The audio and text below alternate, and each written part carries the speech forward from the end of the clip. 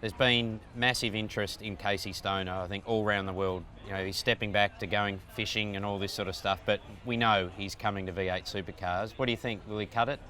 I think he will. I mean, he certainly won't be daunted, will he? I mean, having a roof over your head and a steering wheel in your hands, as opposed to handlebars and no roof, I think he will. And there's been a long list of people who've done very well at doing that. The transition in reverse is as close to impossible as possible, but I really think he's going to be a welcome addition to the ranks, and I'd be shocked if he doesn't acquit himself very, very quickly. Perfect environment.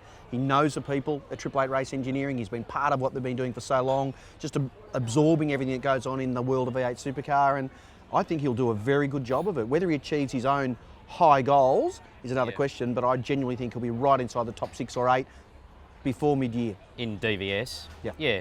Look, I agree. I think it's got to be seen as a 3-year plan, though, you know, and everyone's got to give him that time.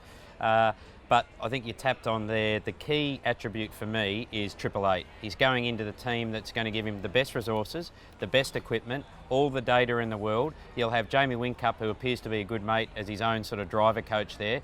He can do all the testing that he can do, ride days, and there's a way of squeezing in extra miles, rookie days, etc. I think it will be, you know, how refreshed he is, I suppose, how recharged he is, and how much energy, you know, he wants to put into it. But when you look at Wayne Gardner, Captain Chaos, he got the nickname. He wasn't frightened to have a go, though, and he was fast. There was no doubt he was fast. He was in a pretty good car at the time, at HRT and then Coca-Cola. So, yeah, I tend to agree. I think he can really make a success of it. But the question will be, what do we deem a success? Do we deem it success that he runs top 10 in the main game in 2 years' time, or is it top 5, you know, Lowndes Whincup equivalent?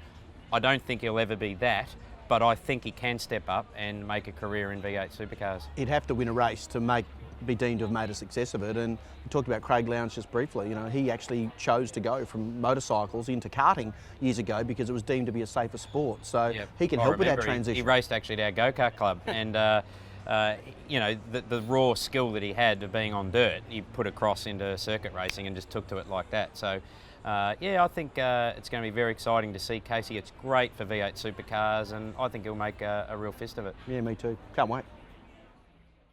He's definitely going to be pretty brave. He's got a cage around him now, and it's not dragging his knee. So it's, I don't think it's going to have to be.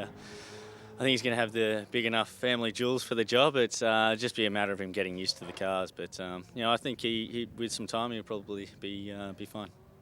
Oh yeah, look. I'd love to see him go well. Historically, the bike guys have struggled a bit, but he's obviously very, very talented, and the ability to ride a bike and drive a car. It's got to be a similar mindset. Yeah, if he's mentored correctly, I think he'll be fantastic.